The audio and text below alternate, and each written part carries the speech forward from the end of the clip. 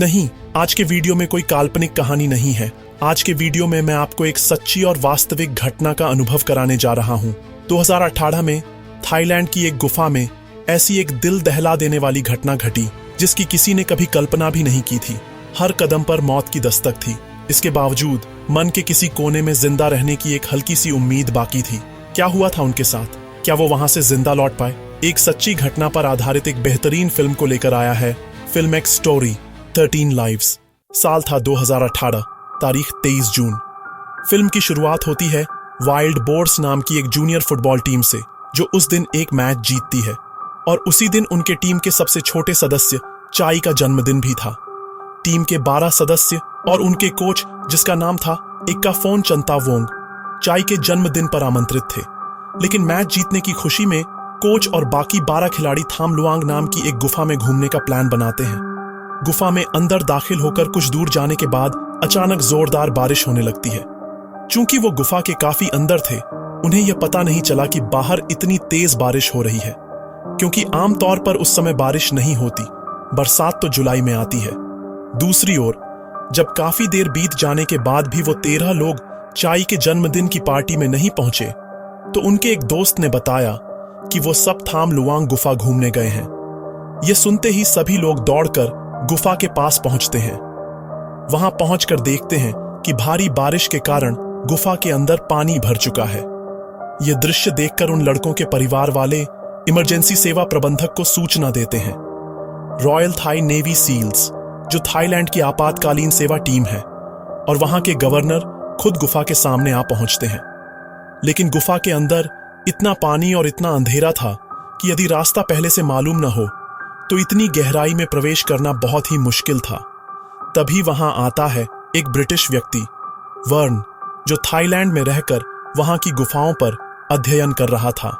वो navy seals के captain अर्नंड और राज्यपाल से कहता है, देखिए, इस गुफा को मैं बहुत अच्छी तरह जानता हूं, लेकिन मैंने कभी भी बारिश के मौसम में इस गुफा के अंदर जाने की कोशिश नहीं की। असल में गुफा के अंदर बहुत सारी छोटी छोटी संकरी सुरंगें हैं और कई टेढ़े मेढ़े रास्ते हैं, और इसी वजह से इतने पानी के बीच इस गुफा में जाना काफी मुश्किल काम है। गुफा के अंदर रास्ता किस तरफ गया है, यह समझाने के लिए वर्न नेवी सील्स को एक नक्शा बनाकर दिखाता है। उस नक्शे के अनुसार जो टीम गुफा के अंदर जाती है, वे कुछ दूरी तक जाकर टी जंक्शन नाम की एक जगह पर पहुंचते हैं। लेकिन वहां पानी की तेज धार के कारण वे और आगे नहीं जा पाते और लौट आते हैं। वे बताते हैं कि हम जितना आगे जा सके गए, लेकिन वहां हमें कोई इंसान नहीं मिला। इसका मतलब यह हो सकता है कि वे 13 लोग गुफा के और भी अंदर फंसे हुए हैं, शायद जिंदा या शायद नहीं। नेवी सील्स को गुफा के बारे में जानकारी देने के साथ साथ वर्न राज्यपाल को यह सलाह देता है कि वे ब्रिटिश केव रेस्क्यू काउंसिल से मदद मांगे। ब्रिटिश केव रेस्क्यू काउंसिल यानी इंग्लैंड की एक ऐसी संस्था जो गुफाओं में फंसे लोगों को बाहर निकालने में माहिर है। उधर थानेत नाम का एक जल इंजीनियर स्थानीय लोगों की मदद से यह जानने की कोशिश करता है कि बारिश होने पर गुफा के अंदर पानी कैसे प्रवेश करता है। एक स्थानीय व्यक्ति थानेत को दिखाता है कि बारिश का पानी पहाड़ की ढलान से होकर बहता है और गुफा के ऊपर मौजूद कुछ छेदों के जरिए सीधे गुफा के अंदर चला जाता है। तब थानेत सोचता है कि अगर और ज्यादा पानी के अंदर घुसने को रोकना है तो पहाड़ के ऊपर के उन छेदों को बंद करना पड़ेगा, ताकि बारिश का पानी गुफा में न घुसे। इस सब के बीच 5 दिन बीत जाते हैं। ब्रिटिश केव रेस्क्यू काउंसिल से संपर्क करने के बाद जॉन और रिक नाम के 2 कुशल गोताखोर उन 13 लोगों की मदद के इरादे से थाईलैंड पहुंचते हैं। शुरुआत में वे भी गुफा के अंदर लगभग 1600 मीटर तक, यानी उस जगह तक जिसे टी जंक्शन कहा जाता है, वहीं तक ही जा पाते हैं, क्योंकि उस समय भी वहां लगातार बारिश हो रही थी, जिससे गुफा के अंदर पानी का बहाव और भी बढ़ता जा रहा था। उन 13 लोगों के जिंदा होने या मर जाने की कोई खबर नहीं थी। इसके बाद गुफा के अंदर का पानी पंप की मदद से बाहर निकालने का काम शुरू किया गया, ताकि पानी का स्तर थोड़ा घटे और बचाव कार्य आसान हो सके। लेकिन बारिश रुकने का नाम ही नहीं ले रही थी। सभी की सुरक्षा को ध्यान में रखते हुए राज्यपाल साफ कह देते हैं कि जब तक बारिश पूरी तरह बंद नहीं हो जाती, तब तक कोई भी गुफा के अंदर नहीं जाएगा। थानेत, जो अब तक गुफा के बारे में सब कुछ जान चुका था, राज्यपाल के पास जाता है और कहता है, देखिए, बारिश का पानी पहाड़ की ऊंचाई से बहकर सीधा गुफा के ऊपर जा रहा है। अगर हम किसी तरह उस बहते हुए पानी की दिशा मोड़कर खेतों की तरफ कर दें तो गुफा में पानी का प्रवेश रोका जा सकता है। लेकिन अगर वो ठंडा पहाड़ी बरसाती पानी खेतों में चला जाए तो किसानों की भारी क्षति हो सकती है। ये बात जानने के बाद भी वहां के सारे किसान तैयार हो जाते हैं, क्योंकि अगर ऐसा करने से उन 13 बच्चों की जान बच सकती है तो उन्हें नुकसान मंजूर है। इसके बाद थानेत और वहां के बाकी लोग मिलकर धीरे धीरे पानी की दिशा मोड़कर खेतों की ओर ले जाते हैं। उधर गुफा के अंदर फंसे लोगों के परिजन गुफा के बाहर एक सोई हुई राजकुमारी की मूर्ति की पूजा करने लगते हैं। दरअसल थाईलैंड के उस गांव में ऐसी मान्यता है कि वह राजकुमारी अपने प्रेमी को खोने के दुख में वहीं मर गई थी, और गुफा के अंदर जो पानी है वह उसकी ही आंसुओं से बना है। अब इसे अंधविश्वास कहो या लोक कथा, वहां यह बहुत मान्य है। और जब इंसान हर तरफ से टूट जाता है तो किसी न किसी उम्मीद का सहारा लेकर जीने की कोशिश करता है। वे अपने प्रियजनों की सलामती के लिए पूजा पाठ करते रहते हैं। इस तरह 10 दिन बीत जाते हैं। 10वें दिन बारिश रुकती है, लेकिन बारिश रुकने के बावजूद भी गुफा के अंदर जाना अब भी बेहद खतरनाक था। तब जॉन और रिक, जो कि कुशल गोताखोर थे, वे गुफा के अंदर जाने को तैयार हो जाते हैं। बारिश रुकने के कारण गुफा के भीतर पानी का बहाव थोड़ा कम हो गया था, इसलिए वे तैरते हुए गुफा के भीतर पटाया बीच नामक स्थान तक पहुंच जाते हैं। गुफा के अंदर इधर उधर देखते हुए थोड़ी ही दूरी पर चैम्बर 9 नाम की जगह पर उन्हें कुछ टॉर्च की रोशनी दिखाई देती है। थोड़ा और आगे बढ़ते ही वे देखते हैं कि वही 12 लड़के और उनका कोच वहां मौजूद हैं। पिछले 10 दिनों से वे गुफा के अंदर फंसे हुए थे और चारों ओर पानी भरा होने के बावजूद उनके पास पीने का पानी या खाने के लिए कुछ भी नहीं था। जॉन और रिक सोच भी नहीं सकते थे कि वे गुफा के अंदर उन 13 लोगों को जिंदा पाएंगे। वे 13 लोग जैसे ही उन्हें देखते हैं, उनके अंदर मानो फिर से जान आ जाती है। इतने दिनों बाद वे किसी इंसान को देख पा रहे थे, और वो भी ऐसे इंसान जो उनकी तलाश में इस खतरनाक गुफा में दाखिल हुए थे। उसी तरह जॉन और रिक भी बेहद खुश होते हैं, क्योंकि वो देखते हैं कि 13 लोग अब भी जिंदा हैं। वे पूछते हैं, तुम लोग इतने दिन बिना खाना खाए कैसे जिंदा रहे? वे जवाब देते हैं, हमारे कोच हर दिन हमें मेडिटेशन यानी ध्यान कराते थे। ध्यान करने से भूख तो नहीं मिटती, लेकिन इससे मानसिक शक्ति मजबूत होती है और शरीर पर भी इसका अच्छा असर पड़ता है। जॉन और रिक उनसे बात करते हैं, लेकिन उन्हें अभी बाहर नहीं ला सकते, क्योंकि वे सिर्फ उनकी खोज के लिए आए थे। उनके पास कोई एक्स्ट्रा ऑक्सीजन सिलेंडर या मास्क नहीं था, और इस खतरनाक गुफा से बाहर निकलने के लिए लंबा रास्ता पानी के अंदर से होकर गुजरता है, क्योंकि पूरी गुफा पानी से भरी हुई है। जॉन और रिक कहते हैं, हम तुम्हें यहां से जरूर बाहर निकालेंगे, हम फिर वापस आएंगे। वे इस बात का सबूत देने के लिए कि वे 13 लोग जिंदा हैं, एक वीडियो बनाते हैं और उसे लेकर वापस लौटते हैं। उनके लौटने के बाद वह वीडियो वायरल हो जाता है। उन बच्चों के परिवार वालों और सभी को पता चल जाता है कि वे 13 लोग जिंदा हैं, और सब खुशी से झूम उठते हैं, क्योंकि उन्होंने तो मान लिया था कि इतने दिनों तक इस पानी से भरी गुफा में वे शायद मर चुके हैं, क्योंकि वही खतरनाक गुफा और उसके अंदर ऐसे ऐसे संकरे रास्ते हैं जहां से एक इंसान बस करवट लेकर ही निकल सकता है, और वो भी पूरा रास्ता पानी में डूबा हुआ है। इसलिए वहां से निकालना बेहद कठिन काम था। अगले दिन नेवी सील्स के गोताखोरों के साथ एक डॉक्टर चैम्बर 9 में जाता है, यानी वहीं जहां वे 13 लोग फंसे थे। वे उन्हें कुछ खाना देते हैं और डॉक्टर उनकी शारीरिक स्थिति की जांच करता है कि वे स्वस्थ हैं या नहीं। लेकिन वहां पहुंचने के बाद एक और मुसीबत सामने आती है। नेवी सील्स के जो सदस्य वहां गए थे, वे देखते हैं कि वे जितनी ऑक्सीजन की सिलेंडर लेकर आए थे, उसका बहुत हिस्सा वे गुफा में आते समय ही इस्तेमाल कर चुके हैं। अब जितनी ऑक्सीजन बची है, उससे सिर्फ एक ही व्यक्ति गुफा से बाहर निकल सकता है, और उसे ही जाकर बाहर सबको बताना होगा कि गुफा के अंदर पर्याप्त मात्रा में ऑक्सीजन की आपूर्ति करनी होगी अगर सभी को बचाना है।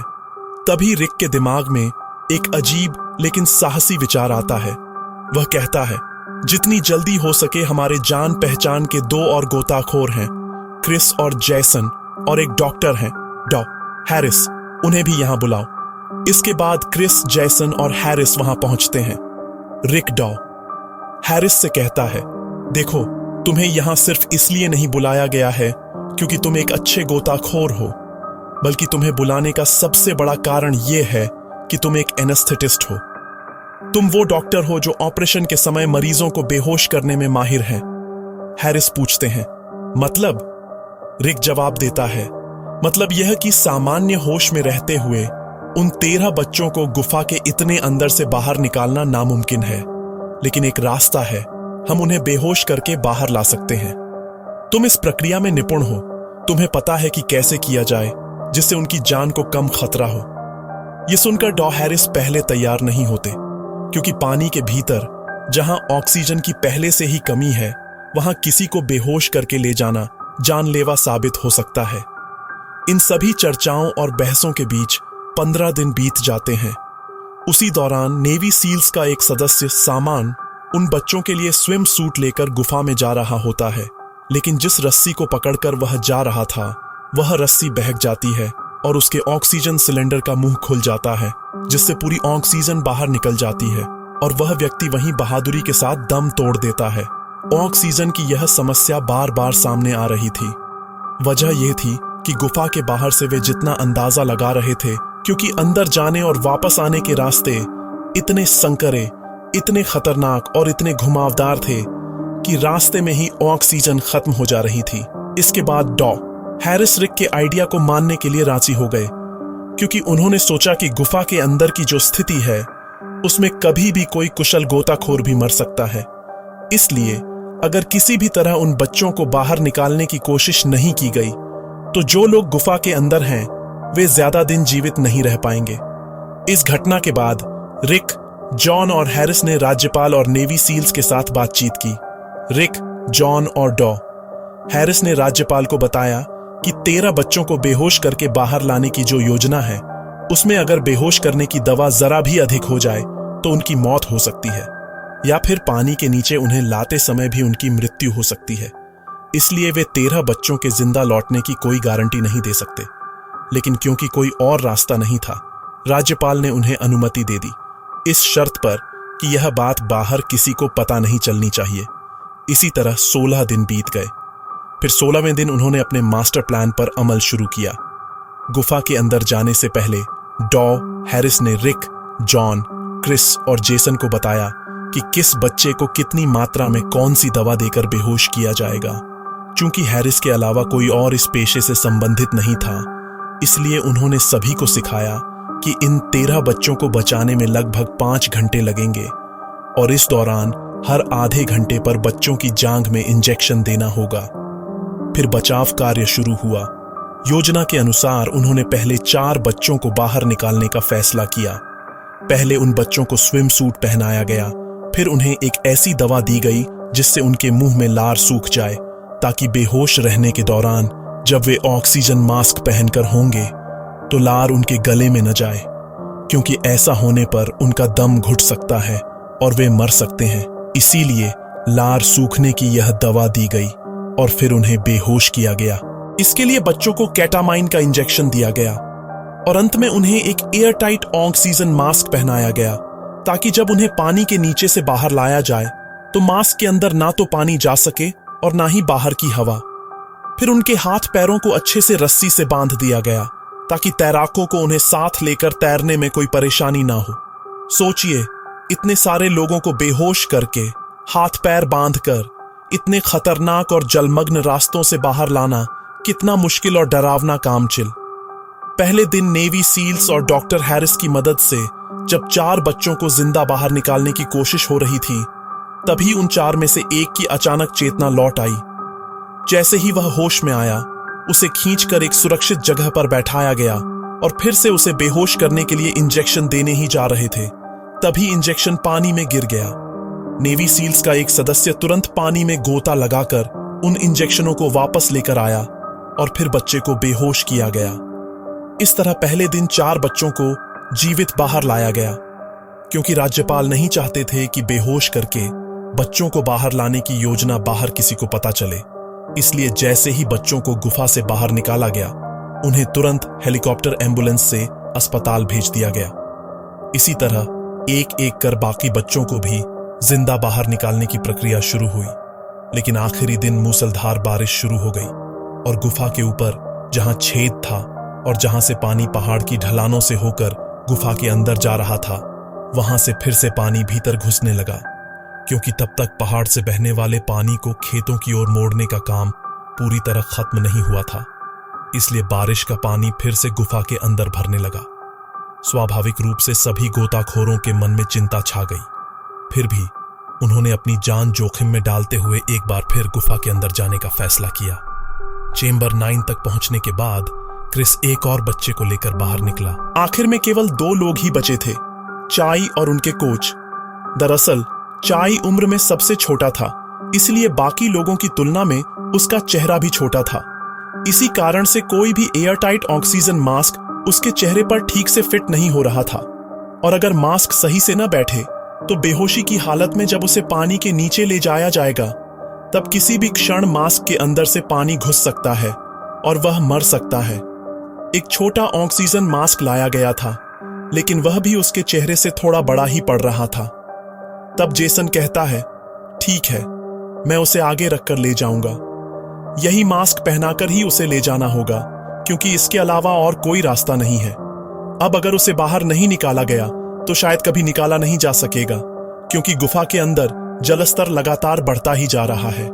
जेसन चाय को लेकर बाहर निकल जाता है। सबसे आखिर में रिक कोच को लेकर बाहर निकलने की तैयारी करता है।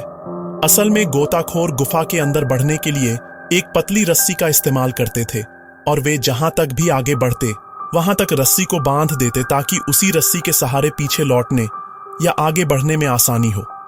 इसी तरह जब रिक चेंबर्स 4 तक पहुंचता है तो वह देखता है कि क्रिस एक सूखी जगह पर बैठा है और उसके साथ वह बच्चा भी है जिसे वह लेकर आ रहा था।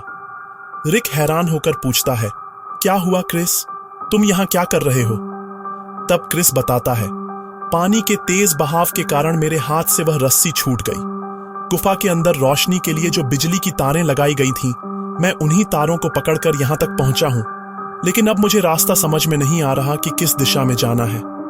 यह सुनकर रिक कहता है, तुम बहुत दूर तक आ चुके हो, चेंबर 4 तक पहुंच गए हो। पीछे हैरिस और नेवी सील्स भी आ रहे हैं। हैरिस का इंतजार करो, वे जो दिशा बताएंगे उसी रास्ते पर चलते रहना। इसके बाद हैरिस आता है और स्थिति को देखकर समझ जाता है कि क्रिस डर गया है। हैरिस कहता है, मैं इस बच्चे को बाहर ले जा रहा हूं, तुम मेरे पीछे पीछे आओ। और इस तरह बहुत सारी बाधाओं और खतरों को पार करने के बाद नेवी सील्स और विदेश से आए सारे गोताखोर सरकार की मदद से 13 बच्चों को जीवित अवस्था में गुफा से बाहर निकालने में सफल होते हैं। समाप्ति के बाद राज्यपाल सभी के प्रति कृतज्ञता व्यक्त करते हैं और कहते हैं, आप सभी को बहुत बहुत धन्यवाद। हमारे देश के कुछ लोग और दुनिया के विभिन्न हिस्सों से आए कई कुशल लोगों ने हमें निस्वार्थ भाव से मदद की। आप सभी को दिल से धन्यवाद। इसके बाद दिखाया जाता है कि उन 13 बच्चों के परिवार के सदस्यों को अस्पताल ले जाया गया है, और चाई, जिसका जन्मदिन उस दिन मनाया नहीं जा सका था, आज सभी मिलकर उसका जन्मदिन मना रहे हैं। फिल्म के अंत में नेवी सील ऑफिसर सामन को श्रद्धांजलि दी जाती है, जिन्होंने बचाव कार्य के दौरान अपनी जान गंवा दी थी, और बेइराड पाकबारा को भी याद किया जाता है, जो बचाव कार्य के बाद एक रक्त संक्रमण के कारण जान गंवा बैठे थे। यह भी बताया जाता है कि यह फिल्म उनकी स्मृति में बनाई गई है। यह भी सुनने में आता है कि असली बचाव अभियान के समय वहां 10,000 से भी ज्यादा लोग शामिल हुए थे। जिन किसानों की जमीनों पर पानी छोड़ा गया था और जो इससे बर्बाद हो गई थीं, उन्हें सरकार द्वारा मुआवजा दिया गया। गांव के लोगों ने कुल मिलाकर 50 मिलियन गैलन पानी खेतों में बहा दिया था। इतनी सारी कोशिशों के बाद भी उन 13 बच्चों को बचाने के कुछ ही दिनों बाद वह गुफा 8 महीने तक पूरी तरह पानी में डूबी रही। तो यह थी थाईलैंड की सच्ची घटना पर आधारित फिल्म। वीडियो कैसा लगा जरूर कमेंट में बताना। अगर वीडियो अच्छा लगा हो तो सिर्फ एक लाइक जरूर देना। मिलते हैं अगली वीडियो में।